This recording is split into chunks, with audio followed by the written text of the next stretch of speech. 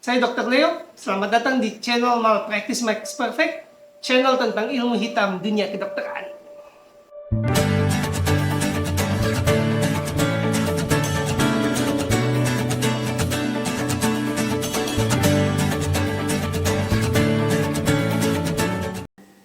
Hoax mematikan, mati beneran karena hoax. Sistem jaminan kesehatan dengan pembiayaan yang fraud atau janji yang tidak sesuai dengan pembiayaannya meracuni praktek kedokteran di Indonesia, membengkokkan dan merusak standar yang dipelihara demi kesehatan dan keselamatan pasien. Nah, mending kalau yang dirusak hanya standar pengobatan. Bayangkan, hanya bayangkan aja. Jadi saya tidak menduga, saya tidak lagi apalagi menuduh. Kamu bayangkan, kebayang nggak bahayanya dokter berpraktek? Dokter melakukan praktek kedokteran dengan logika yang dengan mudah disangkal oleh lulusan SMA atau SMP. Sangat berbahaya untuk pendidikan kedokteran. Sebenarnya video ini bukan video yang 100% baru. Hoax dalam video ini sudah saya bahas di video-video sebelumnya, tapi di penyakit-penyakit terpisah. Di video ini, saya akan merangkum 3 hoax paling berbahaya yang benar-benar menyangkut kematian dan kehidupan pasien, yang benar-benar bisa menghilangkan nyawa atau mengakibatkan cacat. Hoax pertama, lebih baik mengobati dengan salah daripada tidak melakukan apa-apa. Nah, dulu saya pernah menghadapi pasien waktu saya kerja di rumah sakit, di kondisi di mana pasien tidak punya jaminan kesehatan, administrasinya belum lengkap, pasien tidak punya uang untuk tes, tidak punya uang untuk beli obat. Ya, saya nggak bisa ngapa-ngapain kan? Saya pulangkan. Tanpa obat, tanpa biaya tes, tanpa biaya konsultasi, benar-benar free, benar-benar saya anggap dia tidak ke rumah sakit. Setelah itu kan saya lapor ke senior saya bahwa ada pasien yang datang, tapi karena tidak punya administrasi asuransi, tidak punya uang untuk beli obat, tidak punya uang untuk pemeriksaan laboratorium, jadi saya pulangkan. Nah, saya ditegur. Ternyata saya melakukan suatu pelanggaran terhadap aturan yang tidak tertulis. Aturannya apa? Ternyata dokter di rumah sakit itu harus melakukan sesuatu. Jadi kayak memulangkan pasien tuh dengan tangan kosong itu fatal. Jangan pernah, saya diinfokan bahwa jangan pernah mengatakan bahwa tidak ada yang bisa kita lakukan. Meski fasilitas nggak ada, meski obat nggak ada, lakukan sesuatu. Dan benar, jadi beberapa pasien kalau kita pulangkan dalam kondisi yang tadi, konsekuensinya apa? Dia akan mengadu ke wakil rakyat. Dia akan mengadu ke kepala daerah. Dibilangnya Dr. Leo dari rumah sakit X menolak pasien karena pasien tidak mampu beli obat, karena pasien tidak mampu melakukan tes. Fenomena hoax ini, hoax bahwa lakukanlah sesuatu, meskipun meskipun salah, lakukan sesuatu. Itu lahir langsung dari tekanan politik terhadap pelayanan kesehatan. Bahwa kamu melakukan sesuatu meskipun salah, lebih baik daripada nggak melakukan apa-apa. Dan akibat langsung ini fatal. Kepentingan klien itu udah nggak nomor 1. Kepuasan klien nomor 1. Dia nggak boleh ngadu meskipun dia diracun. Kalau kita racun dia dan dia percaya itu obat, dia nggak ngadu. Lebih baik daripada kita nggak ngeracunin dia, tapi dia ngadu. Saya ulang nih. Dalam konteksnya penting juga. Tidak ada pemeriksaan, tidak ada obat. Pasien datang. Itu lebih baik kita kasih terapi yang salah, dia kira terapi yang benar, dia nggak ngadu, daripada kita bilang kita nggak punya sesuatu untuk bantu dia, terus dia ngadu. Ini bahaya politik dalam sistem kesehatan. Menekan tenaga kesehatan untuk membahayakan pasien. Padahal lulusan SMP aja tahu bahwa lebih baik tidak melakukan apa-apa. daripada kita melakukan sesuatu yang kita tidak tahu nilai manfaatnya kepada orang lain, atau kita melakukan sesuatu yang kita tidak tahu nilai bahayanya terhadap orang lain. Bahkan lebih buruk, mungkin kita melakukan sesuatu yang kita benar-benar nggak tahu itu apa nilai manfaatnya, apa nilai bahayanya, apakah berguna atau enggak, tapi kita jelaskan kepada klien atau pasien bahwa yang kita lakukan ini mencoba menolong, padahal kita nggak tahu ini benar menolong atau enggak. Itu kan berbohong, itu kan nipu. Tapi lagi, tekanan politiknya kuat. Saya mengerti, di nurani Anda mungkin ada konflik. Ada pikiran bahwa apakah ini dokter melakukan suatu hal dengan niat yang baik atau niat yang buruk. Kenapa kita sebagai sesama manusia tidak berprasangka yang baik-baik aja? Kenapa kita nggak mikir aja dokternya itu sudah mencoba yang terbaik dan gagal? Bukan itu konteks pembicaraan dalam hoax ini. Konteks pembicaraan dalam hoax ini adalah bahwa muncul hoax bahwa dokter meskipun melakukan sesuatu yang dia tahu salah, selama dia bisa komunikasikan sebagai suatu bentuk pertolongan, maka sesuatu itu dianggap baik. Itu loh konteksnya. Jadi bukan tentang prasangka, bukan bahwa kita berpikir kenapa kita nggak coba aja berpikir bahwa dokternya benar coba menolong. Enggak.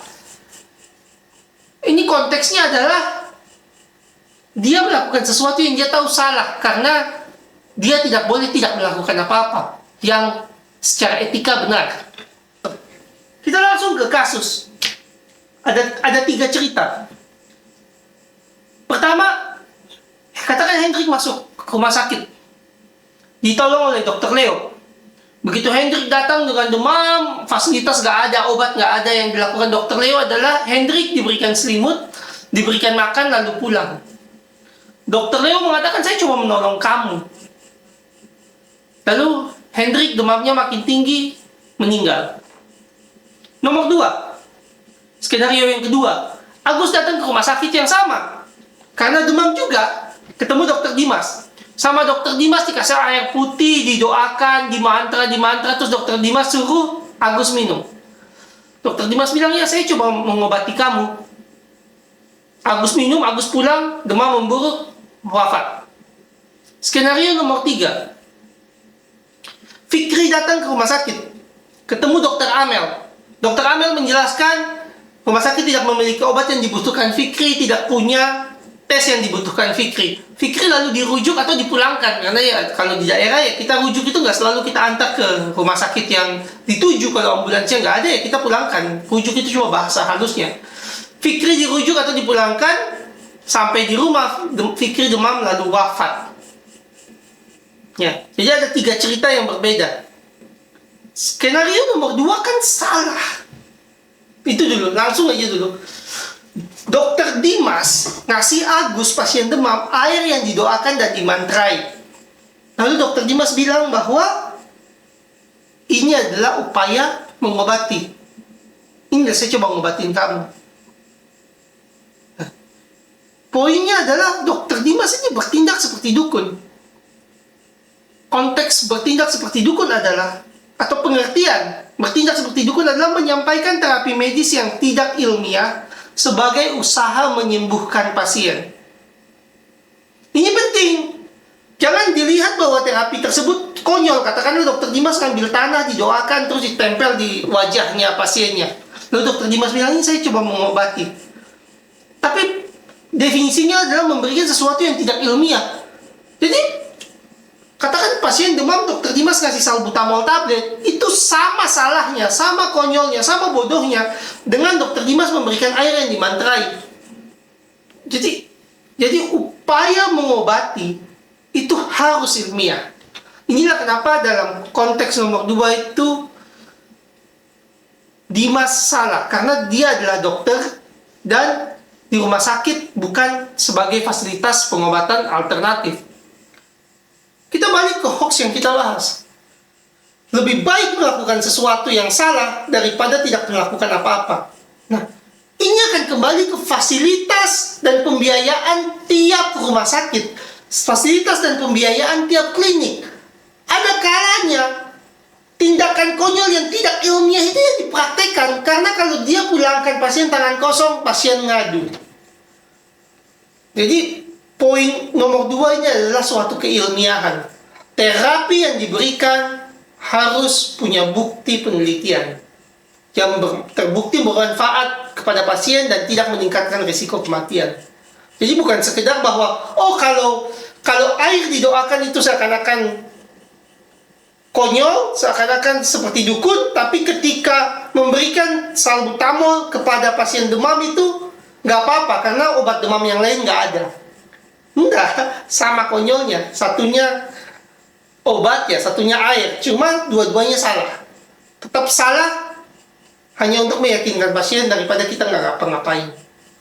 Contoh konkret skenario nomor 2 yang terjadi pada pasien dengan jaminan kesehatan dengan pembiayaan yang fraud adalah shock akibat demam berdarah. Pasien datang dengan demam berdarah, shock. Harusnya kan kalau ikut WHO apa? Kita pasang infus, kita rujuk kalau kita nggak punya bank transfusi. Karena kalau infus itu gagal, kita nggak tahu infus akan gagal atau berhasil. Tapi kalau gagal, dia mati. Karena kita nggak punya bank darah. Artinya begitu pasang infus rujuk, kepala daerahnya nggak mau. Karena kalau kamu melakukan itu, kamu harus jelaskan bahwa rumah sakitmu nggak bisa nolong pasien sekarat dengan demam berdarah. Akibatnya apa? Akibatnya kamu ambil dari lemari HES, hydroxyethyl starch, yang per definisi racun. Sudah tidak digunakan untuk resusitasi karena meningkatkan risiko kematian, meningkatkan risiko gagal ginjal pada pasien sekarat. Tapi karena kamu nggak bisa jelaskan bahwa tidak ada bank darah dan saya nggak bisa rujuk, dan kalau saya nggak boleh jelaskan bahwa bank darah ini penting, ya pakai HES aja daripada pasien komplain. Toh yang gagal ginjal kan dia, toh yang mati dia kalau memang muncul komplikasinya kematian. Ini loh maksudnya. Nangkep gak? Dokter lebih baik melakukan sesuatu pakai HES yang berbahaya daripada dokter bilang, ibu, ini kita harus langsung ke rumah sakit umum daerah atau rumah sakit umum pusat karena saya nggak punya bank darah dan kalau ini infus gagal meninggal.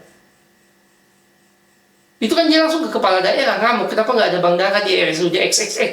Besok saya dipecat. Kalau saya PTT saya nggak diperpanjang. Yang penting saya racunin. Nah, ini politik sangat berbahaya, tekanan politik sangat berbahaya. Skenario nomor 3 tadi itu, Dr. Amel dan Pak Fikri. Waktu Pak Fikri datang dengan demam ke Dr. Amel tahu fasilitasnya nggak ada, obatnya nggak ada. Yang dilakukan Amel apa? Ya dipulangkan, menolak pasien. Ini adalah kunci keselamatan pasien di Indonesia, menolak pasien. Lah kok bisa dok?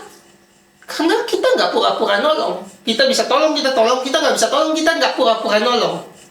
Jadinya pasien tahu di daerahnya itu apa yang kurang. Nah, apa kurang pembiayaannya ditingkatkan. Apa kurang fasilitasnya ditingkatkan. Apa alasan rumah sakit nolak pasien?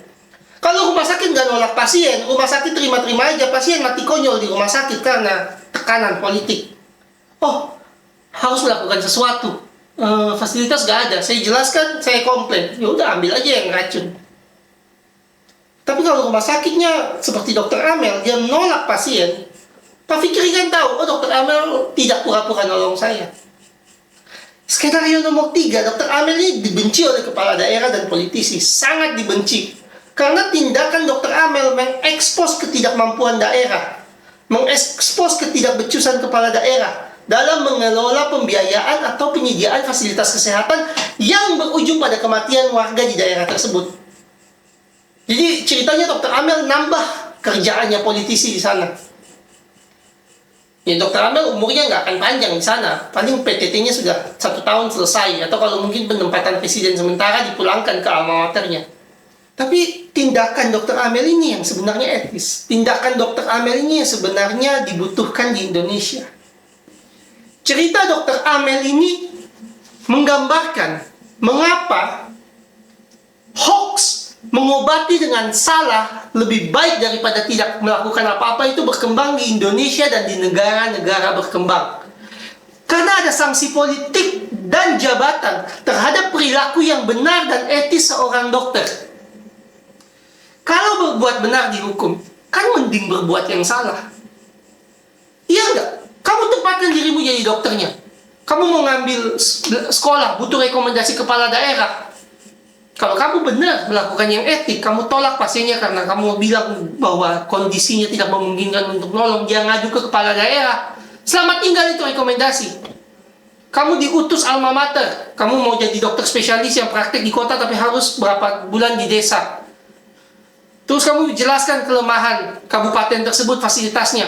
Bupatinya marah, alma matermu akan nuduh kamu memperburuk hubungan rumah sakit dan daerahnya. Kamu dibilang mengkhianati alma mater dan lulusan. Padahal kamu coba menyelamatkan pasien dengan etik, dengan baik, dengan menjelaskan bahwa ketidakmampuan menolong itu ada batasannya.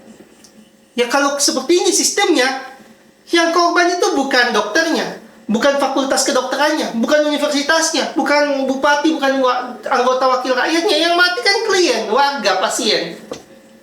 Jadi ingat ya, tidak berbuat apa-apa atau merujuk pasien atau menolak pasien itu lebih baik daripada memberikan obat yang salah. Menyambung cerita di atas, kita masuk ke hoax nomor 2. Yang penting niat dokternya. Atau mungkin kalian sering dengar kalimat tidak ada dokter yang berniat atau sengaja membahayakan pasien. Relevan dengan kalimat ini, kalian sudah lihat cerita nomor 1. Tekanan politik yang begitu kuat, tekanan asuransi fraud dan konflik jabatan yang begitu kuat, berpotensi menjadikan dokter membahayakan pasien.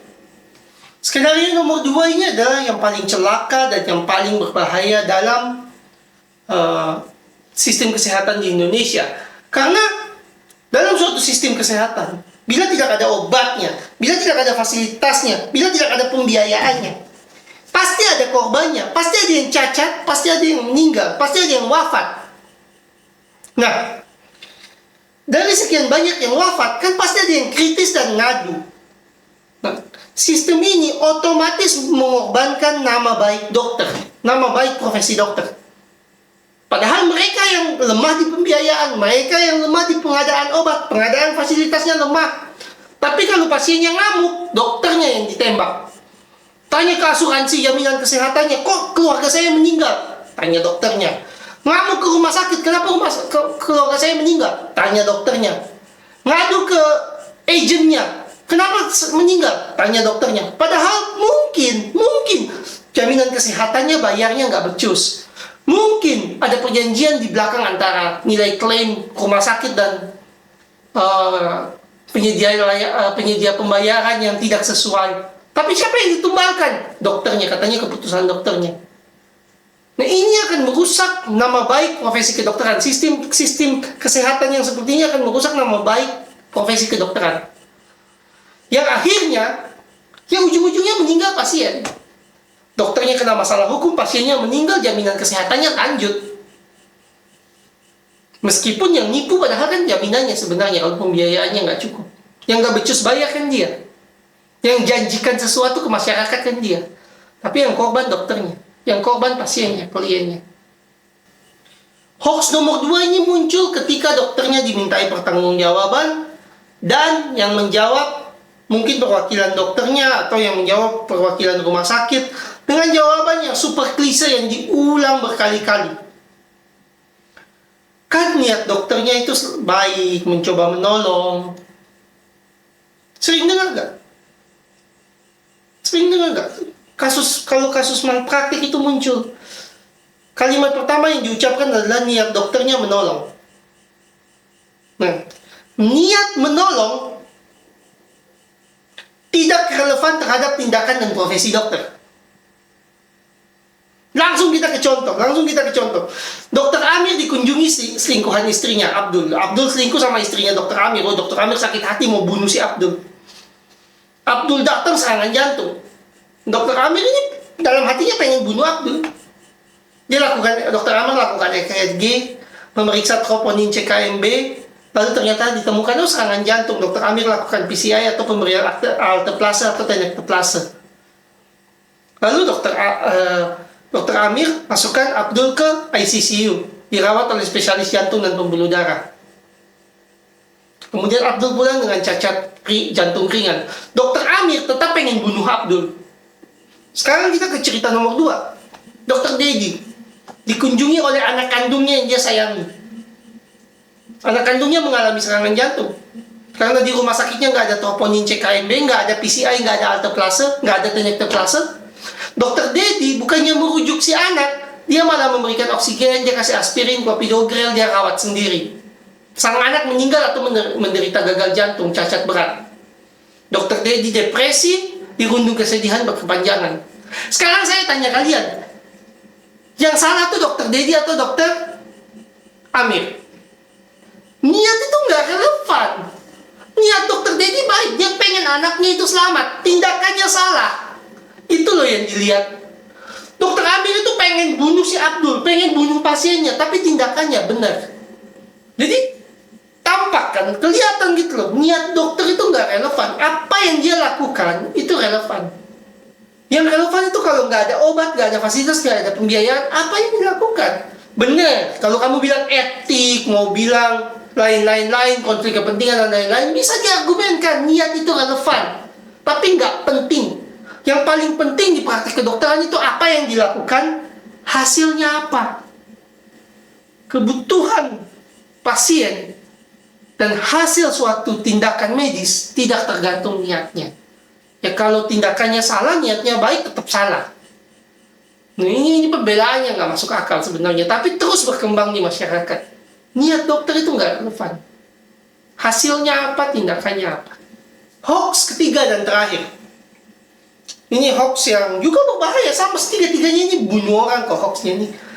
Kebutuhan pasien tidak tergantung pada fasilitas kesehatan. Nah, singkat aja sih sebenarnya pembahasan yang ini ya. Karena saya sudah bahas sebelumnya dan saya sudah bahas berkali-kali bahwa kebutuhan pasien itu tidak tergantung fasilitas kesehatan. Hoax ini muncul dan digunakan ketika pasien wafat atau cacat, terus kita harus memberikan pengertian kepada keluarga, bapak, ibu. Memang ya kita adanya di sini kayak gini. Ya kalau memang di sini adanya kayak gini, nggak bisa nolong, kenapa nggak kirim ke tempat lain? Kenapa dokter ngotot untuk dirawat di sini? Karena kan ada pemahaman bahwa dokter boleh bertindak menyesuaikan kebutuhan pasien terhadap fasilitas yang ada. Kan itu mindset yang dibangun di masyarakat Indonesia. Bahkan orang kaya itu beberapa yang tinggal di daerah mau loh mati konyol di daerah itu dirawat di sana, meskipun nggak ada fasilitas, karena diyakinkan bahwa kalau kamu sakit di desa atau di pelosok, kebutuhanmu itu yang menyesuaikan aja apa yang ada di sana. Padahal bisa dikirim ke kota, masih bisa selamat kalau kamu dikirim. Tapi kamu pasrah karena kamu termakan hoax bahwa kebutuhan pasien tergantung fasilitas di tempatnya. Hoax kebutuhan pasien tergantung kepada fasilitas kesehatan ini bisa dibantah hanya dengan satu pertanyaan. Apakah kebutuhan medis saya terpenuhi? Ya, kalau kebutuhan medismu terpenuhi dan kamu wafat, ya udah nasib kan. Tapi kalau kebutuhan medismu tidak terpenuhi dan kamu wafat, kemungkinan ada yang dikhianati. Ini masalah besar. Gak bisa kamu bilang kami sudah berusaha yang terbaik, tapi nasib berkata lain.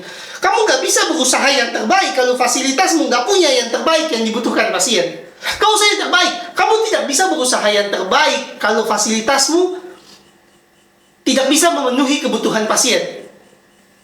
Lalu akan muncul kan ya, pembelaan dari dokter juga biasanya bilang, ya tapi kan saya di daerah miskin atau daerah terpencil, ya apa sama dengan pasien di kota. Nah di kota juga bisa bilang kayak gitu. Di kota itu ya ketika pasiennya meninggal, ya dia bilang ya pembiayaan pasiennya kan itu pakai asuransi itu, pakai jaminan kesehatan itu, ya mana bisa saya samakan dengan yang di swasta. Kesannya kalau kamu sering berhubungan dengan rumah sakit atau dokter atau dengan asuransi yang fraud ini, kesannya jawabannya itu masuk akal. Enggak. Karena balik ke pertanyaan yang tadi, apakah kebutuhan pasien terpenuhi sesuai fakta medis? Apa maksudnya fakta medis? Contoh fakta matematika, 1 tambah 1, 2. Ya apa iya, masa 1 tambah 1, 2 bergantung pada ada tidaknya fasilitas untuk menerapkan 1 tambah 1, 2. Kalau saya cuma punya satu apel gitu, masa saya bilang saya punya satu apel, 1 tambah 1 1, ya karena saya punya satu apel. Kan enggak. Kenyataan 1 tambah 1 2 itu enggak, tidak geografis. Di Arab 1 tambah 1 2, di Amerika 1 tambah 1 2, di Jepang 1 tambah 1 2, di Indonesia 1 tambah 1 2, ya masa di Indonesia 1 tambah 1 100. Sama. Fakta medis tempat dokter bekerja bukan terawangan supernatural yang beda tiap alam, enggak. Di tiap lokasi fakta medis itu sama, kebutuhan pasien itu sama. Terlepas dari mampu tidaknya fasilitas di daerah tersebut untuk menangani. Jadi pembelaan bahwa saya kan di daerah terpencil, aduh jaminan kesehatannya nggak ada uang, nggak ada relevan. Tidak relevan dengan kebenaran suatu praktek kedokteran. Nah, ini harus dipahami oleh seluruh masyarakat Indonesia supaya tidak termakan hoax bahwa kebutuhan pasien harus menyesuaikan dengan fasilitas yang ada. Fasilitas yang harus menyesuaikan dengan kebutuhan pasien, gimana sih? Nangkep nggak? Kamu sengaja dibalik logikanya sama asuransi atau jaminan kesehatan yang fraud. Di mana-mana itu pasien butuh ronsen, ronsen dibangun. Bukan pasien butuh ronsen karena ronsen nggak ada, pasien jadinya nggak butuh ronsen. Akal sehatnya di mana coba? Sekolah 300 tahun, sekolah 400 tahun, isinya profesor semua, tapi argumennya ya karena kita nggak ada ronsen, kita nggak melakukan ronsen. Ya enggak, ya kamu perlu mengadakan ronsen artinya, bukan nggak dilakukan ronsen. Kembali ke contoh klasik. Saya sering utarakan di video-video saya yang lain. Katakan kamu kena serangan jantung. Kamu bisa kena serangan jantung di tepi sawah, di pinggir laut, di tengah hutan, di rumah sakit tipe D, rumah sakit tipe C, rumah sakit tipe B, rumah sakit tipe A, rumah sakit terbaik di Singapura, rumah sakit terbaik di Amerika. Ya apa kebutuhanmu itu beda-beda tergantung lokasi. Ya apa kalau kamu kena serangan jantung di rumah sakit tipe A atau di rumah sakit terbaik di Singapura, terapinya PCI. Tapi kalau kamu kena serangan jantung di pinggir sawah, ya air putih aja kamu bakal hidup. Ini kan ceritanya profesor, dokter semua yang pintar-pintar itu, yang mengelola sistem kesehatan, jaminan kesehatan itu punya pikiran magis, punya pikiran ilmu sihir, bahwa oh iya, kebutuhan pasien menyesuaikan fasilitas. Kalau dia di desa ya kebutuhannya cukup segini gitu. Sehingga muncul ideasi bahwa ya kalau rumah sakit di desa biayanya nggak semahal di kota. Lebih mahal karena kebutuhannya sama, logistiknya lebih mahal. Kita bunuh pasien dengan pemikiran magis, pemikiran ilmu sihir di era 2023 hanya karena pembiayaan kurang dan pasien mati konyol. Hoax terakhir adalah memberikan obat yang meningkatkan mortalitas, bukan pembunuhan. Coba pikirkan lagi. Bayangkan memberikan zat yang meningkatkan risiko kematian, itu bukan percobaan pembunuhan loh, itu hoaxnya. Ini anak SD aja tahu salah. Gak usah sekolah, anak buta huruf aja kalau ditanya, saya ngasih kamu sesuatu yang meningkatkan risiko kamu mati, namanya apa? A. Membunuh, B. Meracuni, C. Mencoba membunuh. Dia akan pilih semua. Nah ini masa profesor, dokter semua yang hidup dalam sistem kesehatan bisa mengingkari dan menyebarkan hoax kayak gini. Kenapa?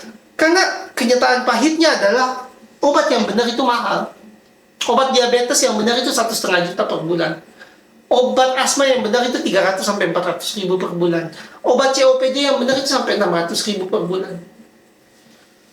Bila jaminan kesehatan atau pertanggungan pembiayaan itu udah fraud dari awal sudah tidak ingin membiayai pengobatan yang benar, maka hoax ini dipakai. Ibu bapak, kita tidak mampu ngasih obat yang benar, tak ada rotan akar pun jadi. Lengkapnya beginilah. Obat yang meningkatkan risiko kematian itu bukan racun. Yang melakukan bukan pembunuhan. Cuma karena kita nggak mampu beli obat yang benar, ya tak ada rotan akar pun jadi, Bu. Kita orang Indonesia pakai pepatah Indonesia. Padahal kan ini sederhananya menghalalkan pembunuhan. Orang dari awal sudah mengingkari akal sehat kok. Sekolah 300 tahun, logikanya kalah sama yang nggak sekolah. Kalau kita memberikan zat yang meningkatkan risiko kematian, kita itu mencoba membunuh seseorang. Lagi masuk ke contoh, saya selalu pakai contoh profesi yang lain, karena profesi dokter itu kadang-kadang itu ditempatkan secara tidak adil dibandingkan profesi yang lain. Sehingga ketika logika di profesi dokter itu diputar dikit, seakan-akan oke karena dia itu dokter. Enggak. Coba balik ke profesi yang lain.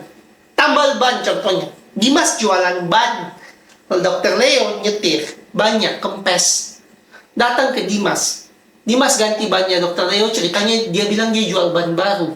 Ternyata Dimas ngasih Dokter Leo ban bekas yang sudah kempes. Dokter Leo nyetir, kecelakaan.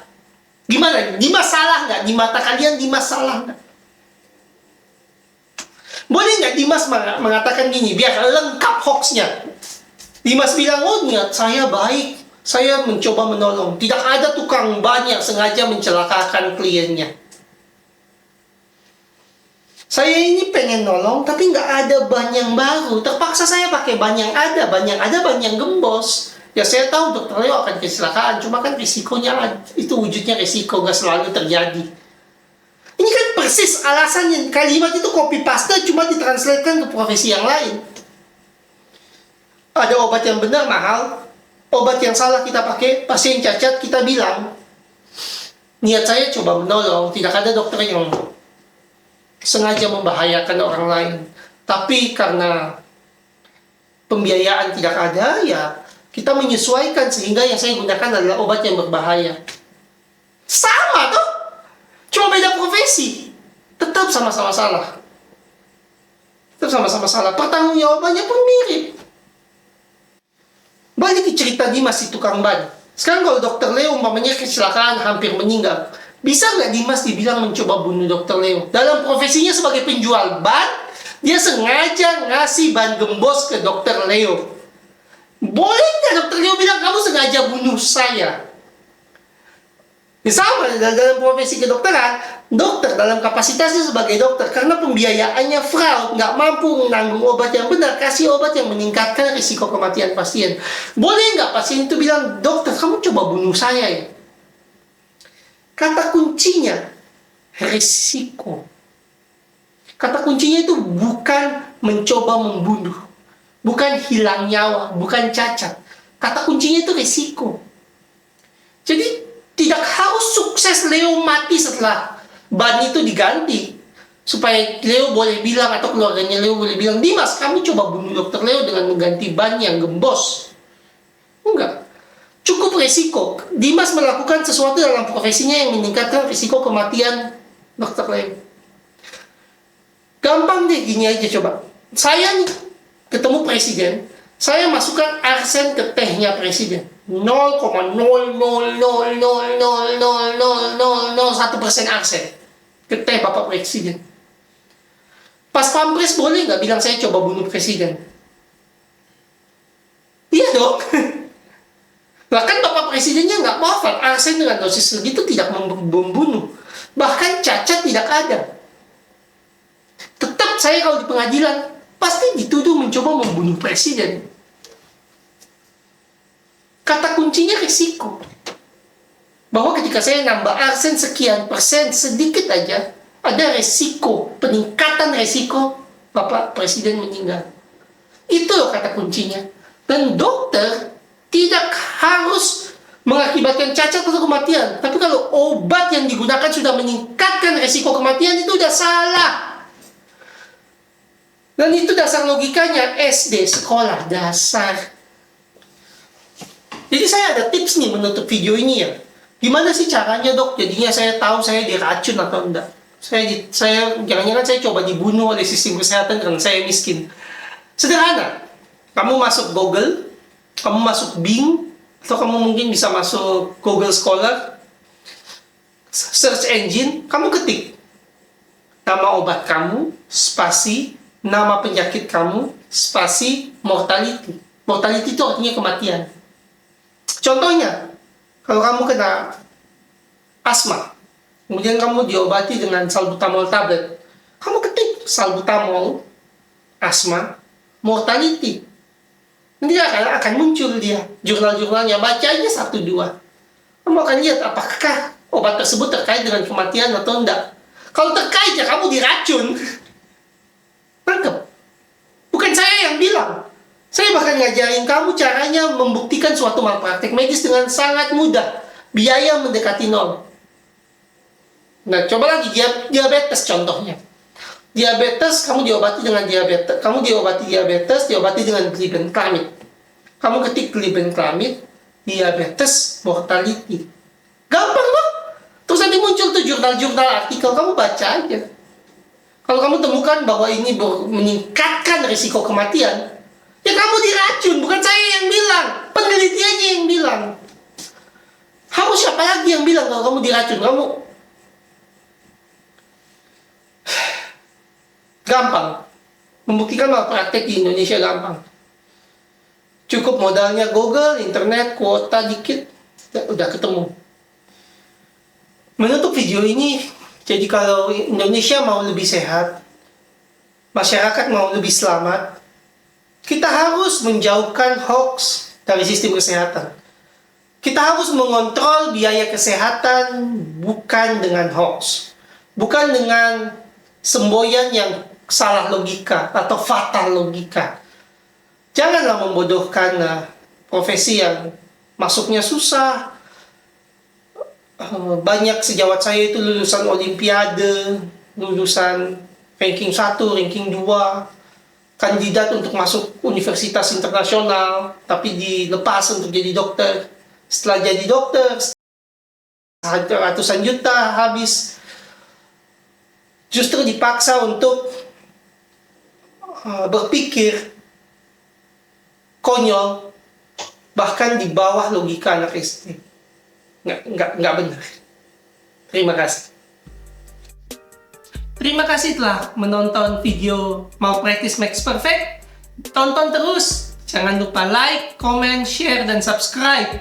Saya berharap video ini tidak putus. Informasinya hanya di Anda, tapi Anda bisa terus membagikan video-video saya. Semoga dengan dibagikannya video ini, Anda bisa menyelamatkan kesehatan keluarga dan rekanan dan kenalan Anda. Sekali lagi, terima kasih.